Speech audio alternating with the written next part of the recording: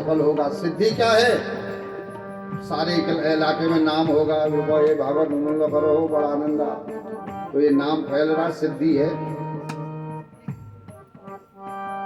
रिद्धि सिद्धि तो होगी होगी, उसके बाद और होगा क्या? शुभ, अच्छा होगा, और साथ में लाभ, प्रॉफिट होगा। बच्चे उन्नति करेंगे, तरक्की करेंगे, ये प्रॉफिट है, लाभ है। और सबसे बड़ा लाभ तो ये है कि 11 दिन तक बच्चे मिल के रह पाए, जुड़ के रह पाए। जहां आज पति पत्नी को भी साथ बैठ के खाने का टाइम नहीं है, वहां 11 दिन तक सब एक साथ, कम बड़ी बात है। सारा कुटुंब परिवार मिला, एक साथ बैठा, एक साथ भोजन करा, भाई वाह, क्या अहोभाग्य! ये तो लाभ है। इससे क्या है, जो संबंध थोड़ा सा बिछड़ रहे थे हमारी व्यस्तता के कारण, वो संबंध फिर प्रगाढ़ हो गए। हुए कि नहीं हुए? थोड़ा सा जो गिले शिकवे भी थे वो भी खत्म, फिर शुरू हो गया ना संबंध। ये लाभ है। ये हमारे भगवान का परिवार है। कुछ देर टाइम नहीं है ज़्यादा, इसलिए नहीं समझे, फिर कभी भगवान देगा मौका तो इस कथा को मैं और विस्तार से आपको प्रयास करूंगा। इसके बाद भगवान ने त्रिपुर का दहन किया है। त्रिपुर दहन मतलब भगवान का नाम त्रिपुरारी पड़ा। आप आरती में कहते हो ना, त्रिपुरारी कंसारी। क्या है ये त्रिपुरारी? 3 पुर है जिनको भगवान ने एक ही बाण में नष्ट किया। ये 3 पुर किसके हैं पता है? तारकासुर के 3 बेटा हैं, तारकाक्ष, विद्युन्माली, कमलाक्ष। तारकाक्ष ने सोने का महल बनाया, विद्युन्माली ने चांदी का, और कमलाक्ष ने लोहे का। इन्होंने ब्रह्मा जी से वरदान मांगा, बृहस्पति जब हस्त पुष्य नक्षत्र में आवे उस समय सोने का महल चांदी में प्रवेश करे, चांदी का महल लोहे में प्रवेश करे, और हम तीनों भाई एक साथ गले लगे। उस समय हमको कोई एक बाण से मारे। ब्रह्मा जी ने तो तथास्तु कह दिया। कथा तो बहुत लंबी है, और जानते थे ऐसी सामर्थ्य एक ही देवता में है, उसका नाम शिव है। और ये शिव को पूजते थे क्योंकि पार्थिव पूजा करते थे, लेकिन साथ में देवताओं को सताते थे। तो देवता भगवान के पास पहुंचे, त्राहिमाम करके भगवान बोले एक काम करो, उन दैत्यों को पहले पार्थिव पूजा से उनका मन हटाओ। अब सुनना, जो लोग शंकर जी को जल नहीं चढ़ाते, पार्थिव पूजा नहीं करते, शिव की पूजा से विमुख होते हैं, उनकी बर्बादी शुरू हो जाती है। देवताओं से कहा तुम मंत्र जपो। कौन सा? ओम नमः शिवाय शुभम शुभम गुरु गुरु शिवाय नमः ओम। और उन दुष्टों को मांस खाना सिखा दो, मदिरा पिलाना सिखा दो, उनका नष्ट, वो अपने आप नष्ट हो जाएंगे। आप समझो, जो मांस खा रहे हो, मदिरा पी रहे हो, ये तुम्हारी बर्बादी का रास्ता है भाई। घर बर्बाद भी होगा, तन बर्बाद भी होगा, और धर्म तो नष्ट हो ही रहा है तुम्हारा। इसलिए इस चीज से बचिए। यहां पर लिखा है मांस खिलाओ, मदिरा पिलाओ उनको, और जब ये सब कुछ वो करने लग जाएंगे तो उनको मैं अपने आप मारूंगा। कितना ही बड़ा भगत हो, अगर मांस खाता हो, मदिरा पीता हो, भगवान कहते हैं मैं उसकी रक्षा नहीं करता। प्रमाण है, रावण को भी भगवान ने नहीं बचाया। क्यों? क्योंकि मांस खाता था, मदिरा पीता था। अब एक तरफ तो हम मांस भी खावे, मदिरा भी खावे, दूसरी तरफ से ओम जय शिव ओंकारा, भगवान कहते हैं भाग जा रही यहाँ से आया। ओम जय शिव, बिल्कुल सात्विक होकर के ओम जय शिव ओंकारा करे, जय अम्बे गौरी करे, जीवन को शाकाहार बनाएंगे। अच्छा एक बात बताओ, दूसरा पहली बार की खुशी, दूसरा बानी जो खाओगे तो कोई चोर। हमारी दादी कहती थी नाती दूसरा हिस्सा में खान चोर को नहीं। तो हम भी तो ये मांस दूसरे का हिस्सा खा रहे हैं। मांस किसका है? भगवान ने मांस खाने वाले जीवों का शरीर का टेक्सचर ही अलग बनाया है। शाकाहारी होंठ से पानी पीते हैं, मांसाहारी जीभ से पानी पीते हैं। उदाहरण के तौर पर कुत्ता देखो कैसे पीता है, जीभ लबलबा के पीता है ना। आप कैसे पीते हो? जो मांस खाता है उसको जीभ लबलबा के पानी पीनी चाहिए। फिर तो मांसाहारी जीव जो भी है वो जीभ से पानी पीता है भाई, लबलबा के, और शाकाहारी होंठ से पीता है। इसका मतलब ये साग फल सब्जी खाने वाला बंदा है, ये मांस खाने वाला नहीं है। और उसी हिसाब से हमारे शरीर की बनावट भी है अंदर, पाचन तंतु, पाचन क्रिया। तो इसलिए यहाँ पर इसकी चर्चा है। उन्होंने ये सब शुरू कर दिया तो कहते हैं भगवान ने उन तीनों का उद्धार कर दिया, तो भगवान का नाम त्रिपुरारी पड़ गया। अब तो ऐसी कथा सुनिए आप। फिर जलंधर हुआ, उसकी पत्नी वृंदा हुई, उसका भी भगवान ने धर्म नष्ट कराया, जलंधर का उद्धार किया। इधर जब वृंदा को पता लगा तो वृंदा के शरीर से, वृंदा ने अपने शरीर को भस्म कर दिया, तो उसकी राख को उठाया सूर्य भगवान ने, अपने रथ में रख लिया। एक मुट्ठी राख उठाई, अपने रथ में रख ली, और बाकी जो राख थी उससे 3 चीजें पैदा हुई। एक आंवले का पेड़, एक तुलसी का वृक्ष, तीसरा मालती का फूल। ये तीनों चीज हमारी यहाँ धर्म में है, इसलिए हमारे यहाँ आंवला की पूजा होती है। ये वृंदा, इसकी बड़ी दिव्य कथा है। इसके भस्म से आंवले का जन्म हुआ, मालती का जन्म हुआ, तुलसी वृक्ष का जन्म हुआ, जिसे हम अपने घर में आंगन में जगह देते हैं। यही तुलसी जो एक मुट्ठी राख उठा के रखती थी, ये धर्मध्वज के यहाँ फिर बेटी बनकर पैदा होती है, और उसका नाम अब की बार तुलसी पड़ जाता है। वृंदा का एक नाम तुलसी भी इसलिए हम कहते हैं। उस तुलसी का विवाह होता है शंखचूर्ण से। शंखचूर्ण वैसे तो दैत्य है, लेकिन ब्रह्मा जी से वरदान मांगा, न मरो। ब्रह्मा जी बोले ऐसा नहीं हो सकता। बोले तो फिर कोई उपाय बताओ नहीं मरने का। ब्रह्मा जी बोले जब तक तेरी पत्नी धर्म में रहेगी तुझे मौत नहीं आएगी। अब इस बात को भी समझो, जब तक हमारी पत्नी अपने धर्म में रहेगी तब तक मुझे काल भी कुछ नहीं कर सकता। इतनी बड़ी शक्ति है माताओं के पास, लेकिन वो अपने धर्म में रहे, पातिव्रत्य धर्म का पालन करे, काल भी सुहाग का कुछ नहीं बिगाड़। तो शंखचूर्ण ने कहा महाराज ऐसी पत्नी कहाँ मिलेगी। ब्रह्मा जी बोले ऐसी एक है, वो बद्रिकाश्रम में तप कर रही है विष्णु भगवान को पाने के लिए, नाम तुलसी है। तो सीधे पुष्कर से शंखचूर्ण बद्रीनाथ आ गया। तुलसी के सामने जैसे ही आया तो तुलसी से बोला देवी तुम मेरे से विवाह करो। तो तुलसी ने जो जवाब दिया वो आजकल की बेटियों को सुनना चाहिए। उतना तो समय है नहीं, लेकिन संक्षेप में जितना कह सकता हूँ देखिए। तुलसी कहती है मैं ऐसी बेटी नहीं हूं जो अपने माँ बाप के बिना पूछे किसी से विवाह करे। मेरा विवाह करने का अधिकार मेरे पिताजी के पास है, मेरे माँ के पास है। अगर तुमने मेरे से विवाह करना है तो मेरे माता पिता से कहो, उनसे मेरा हाथ मांगो। लिखा है, आप पढ़िएगा। मैं कुलीन हूं, मैं अपने माता पिता के मान सम्मान को समाज में नहीं गिरा सकती, नहीं ठेस पहुंचा सकती।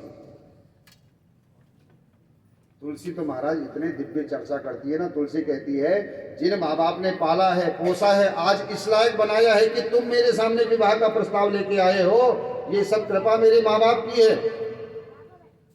मैं अपने ऐसे माँ बाप को धोखा नहीं दे सकती, मैं उनके मान सम्मान को नहीं मिट्टी में मिला सकती। कोई मेरे माँ बाप को मेरे कारण हे दृष्टि से देखी, ये मैं नहीं होने दूंगी। शंखचूर्ण बड़ा प्रसन्न हुआ। शंखचूर्ण बोला तो तेरे माँ बाप से हाथ मांगना पड़ेगा। बोले बिल्कुल, क्योंकि अधिकार उनका है विवाह का। और शंखचूर्ण समझ गया माँ बाप से कहूंगा तो माँ बाप तो देने से रहे। क्यों? क्योंकि पिता ज्ञान देखता है, पिता के पास ज्ञान होता है, सूक्ष्म। सच कह रहे हैं आपसे। इसलिए आप देखोगे पुरुष बहुत जल्दी किसी भी बात से प्रसन्न नहीं होता। जब उसकी बात हृदय को छुएगी किसी की, तब कहेगा हाँ ये व्यक्ति ठीक है। माताएं तो बड़ी कोई जा खेतगत हॉस्पिटल हो तो बैठ बैठ बैठ पतला बादम चोर जी चोर कर न हो सब। लेकिन आदमी घर में एंट्री नहीं देता किसी को। पहले कौन है, कहाँ से है, कैसे है भाई। जब पक्का होगा तब। शंखचूर्ण दास हुआ, लेकिन ब्रह्मा जी ने रास्ता दिखाया था। ब्रह्मा जी को याद किया। ब्रह्मा जी फिर आते हैं तो ब्रह्मा जी समझाते हैं तुलसी को, बेटा ये तेरे लायक है, तेरे पिता को मैं मनाऊंगा, तू इससे विवाह कर। तेरा भी जीवन अच्छा होगा, इसका भी जीवन अच्छा होगा, इसकी गारंटी मेरी। देखो, अगर तुम्हारे पिता के खिलाफ जाकर विवाह कर रहे हो तो भाई बीच में गारंटर कौन है जो गारंटी लेके कहे मैं इसका भुक्तभोगी रहूंगा? कोई है? तो इसीलिए आज बेटियां अपनी मर्जी से विवाह तो कर लेती हैं, चली भी जाती हैं, लेकिन 2, 4, 5, 6 महीने बाद, साल बाद फिर घर लौट के अब क्या करने आई भाई? उस दिन पिता की इज्जत आपने मिट्टी में मिला दी, पिता को कहीं मुंह दिखाने के लायक नहीं छोड़ा, आज किस मुंह से आई हो वापस? लेकिन माँ बाप तो माँ बाप होते हैं महाराज, औलाद कैसी ही क्यों ना हो, लेकिन उन बेचारों को दर्द होता है क्योंकि पाला है उन्होंने, खून से सींचा है माँ ने अपने बच्चे को। तुलसी कहती है ब्रह्मा जी से और शंखचूड़ से, सुनिए बात। तुलसी कहती है मेरे को ऐसा पति चाहिए जो मेरे को अपने वश में रखे, जो धर्म, परंपरा, संस्कृति, संस्कार, नित्य कर्म करने वाला हो। मुझे अधर्मी पति नहीं चाहिए, तुलसी कह रही है। ब्रह्मा जी ने पूछा जो स्त्री के वश में पुरुष रहता है क्या वो बुरा है? तुलसी कहती है बुरा नहीं है, बहुत बुरा आदमी है। पत्नी की बात सुनो, निर्णय भी लो उससे, राय मशवरा भी करो उससे, लेकिन अंतिम निर्णय पति का होना चाहिए। पत्नी जैसा कह रही उसी में हाँ हाँ हाँ हाँ हाँ हाँ कहता जा रहा है, अच्छा हो बुरा हो उसका कोई ज्ञान ही नहीं है। यहां लिखा है मरणासन्न शौच में ब्राह्मण 10 दिन में पवित्र होता है, क्षत्रिय 12 दिन में, शूद्र 15 दिन में, वैश्य 15 दिन में, शूद्र 1 महीने में। लेकिन जो पति अपने पत्नी के अधीन रहता है, गुलाम बनकर रहता है, वह जब चिता में उसको जलाया जाता है उसके बाद ही शुद्ध होता है। ऐसे पति के हाथ से पितर पिंडदान, तर्पण, जल कुछ नहीं लेते, देवता कोई पुष्प गंध नहीं लेते, ग्रहण करते। हवन में सामग्री दे दो स्वाहा, देवता कहते नहीं चाहिए, जा तू यहां से, लिखा है। अच्छा आप कहो तो श्लोक सुना दो, सुनाओ या भरोसा है मेरे पर? है भरोसा? चलो तब भी सुनी लो फिर, क्योंकि जिसको नहीं होगा उसको भी हो जाएगा। निंदन्ति पितरो देवा, निंदन्ति पितरो देवा, निंदा करते हैं पितर और देवता, मानवा सकलाश्चत, सभी उसके बंधु बांधव भी उसकी निंदा करते हैं। किसकी? जो पत्नी से जीता जाता है। न शुचि स्त्री गतः, उसकी शुद्धि कभी नहीं होती। चितादाह बिनाम पुमान, जब चिता में उसको आग लगाया जाता है तभी शुद्ध होता है। इतना निंद हो जाता है बताओ। उसके बारे में लिखा है उसके हाथ से पानी भी नहीं पीना चाहिए, जिसको हमारे कहते हैं ना जोरू का गुलाम। कुछ लोग होते हैं ऐसे। अच्छा माताओं से निवेदन हाथ जोड़ के, पति कैसा ही है सम्मान करना सीखो। भागवत जी में तो लिखा है लूला हो, लंगड़ा हो, काड़ा हो, असही हो, कैसा ही हो, लेकिन उसका सम्मान करिए, ये तुम्हारा धर्म है। लेकिन माताएं आजकल खुद ही सम्मान नहीं करती पति का। करती समाज में नहीं करती महाराज, अकेले तो छोड़ो, घर में बेटी को देखने वाले आए हों तो पहले ही माता जी कह देती हैं बिल्कुल तुम के जन बोलिया तुम वो तभी नहीं बुलाना में आपकी बात करो लो। जो सारी दुनिया को पाठ पढ़ा रहा है वो तमीजन है, वो ऑफिस में फाइलें भी देख रहा है, साइन भी कर रहा है, सब कुछ कर रहा है, घर में तमीज नहीं हो। अच्छा गजब कब होता है बताओ? जब मेहमान आ जाए, ससुर जी कुछ बोलना चाहे वो उनको तुरंत कहती है मैं तुम करेक्शन तुम के झन बोले तुम चुपचाप अपनी बात पढ़ लो उनके सामने। ये बेइज्जती है, ऐसा ना करा करो। जब बाहर का कोई तीसरा आया हो, तुम्हारे कैसे ही संबंध हो, लेकिन उस समय कहो रुको दीपा बाबू सुनो पे, कितने प्यार से बोलो। हाँ? ऐसा नहीं कह सकते हो तो सुनो जी, उस समय तो कम से कम जोशी जी कह दो, और देवे मत कहो जोशी जी। जो सुनो पे उभा तो करो, पति की बेइज्जती नहीं। हमारे शास्त्रों ने लिखा है महाराज, भागवत जी सुनाओ तब आप समझिएगा, वहां लिखा है पति असहाय ही क्यों ना हो, किसी काम का नहीं है, उसका भी अपमान नहीं करना चाहिए। लिखा है लूला हो, लंगड़ा हो, काड़ा हो, कोड़ी हो, किसी काम का ना हो, लेकिन पत्नी को फिर भी उसका अपमान नहीं करना चाहिए। क्यों? क्योंकि उसी से तुम्हारा सब कुछ है। अच्छा एक बात बताओ, ये तुम इतना ये लाल साड़ी पहन रहे हो, सज रहे हो, धज रहे हो, किसकी वजह से? हाँ? अगर उन नह गया आप पैरो, अब भरो मांग है कुछ? ये जो सजना है, धजना है, संवरना है, ये जितने भी अब मंगल आभूषण हैं, कब तक है? जब तक वो है। इसलिए उसकी अहमियत समझो। मैं कहता रहा हूं ना, किसी लायक नहीं है, लेकिन तुम्हारे सौभाग्य को बढ़ाने के लायक है भाई। जब तक वो है तुमसे कोई कुछ नहीं कह सकता गलत।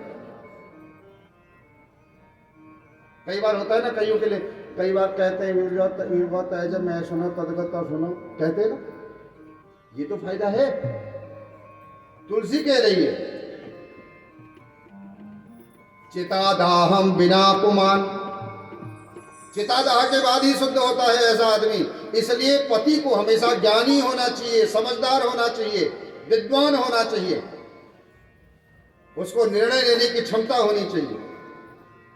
पत्नी से राय करो, मशवरा करो, बातचीत करो, सब कुछ करो, उससे भी उसकी इच्छा पूछो, क्योंकि हमारा शास्त्र ये भी कह रहा है यत्र पूज्यन्ते नारी रमन्ते तत्र देवता। अपमान नहीं करना, पत्नी का अपमान नहीं, उसका आदर हो, सत्कार हो, जो आदर सत्कार उसको मिलना चाहिए, शास्त्र कह रहा है वह सत्कार हमारे द्वारा उसका हो, उसका सम्मान हो। भैया अर्धांगी है, आधा अंग है तुम्हारा,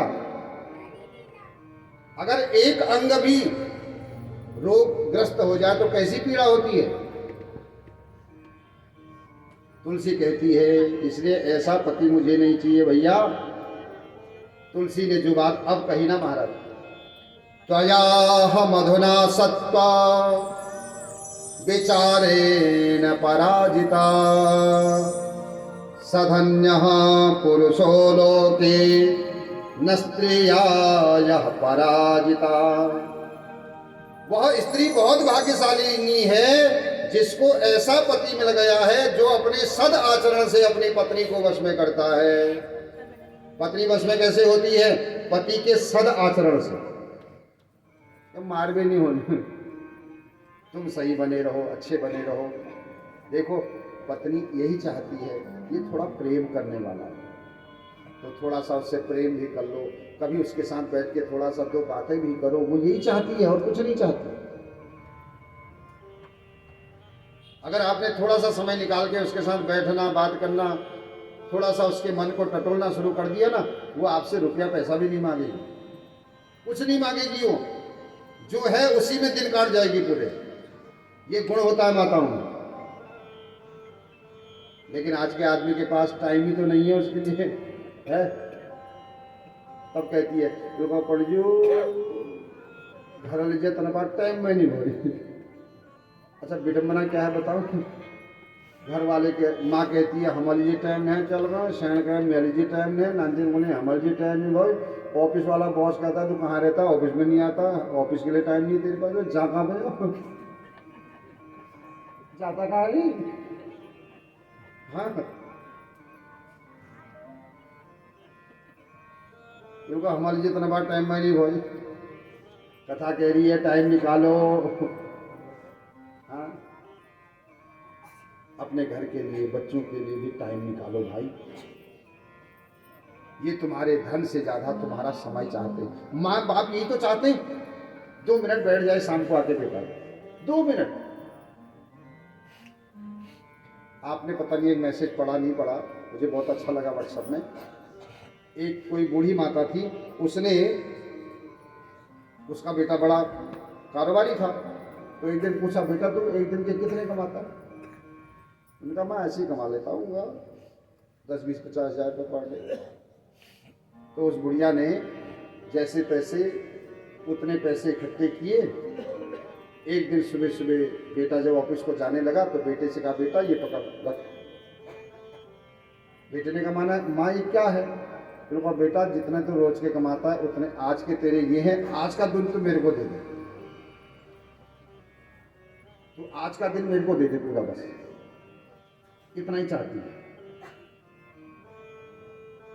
उस बेचारे को शर्मिंदगी महसूस होने लगी।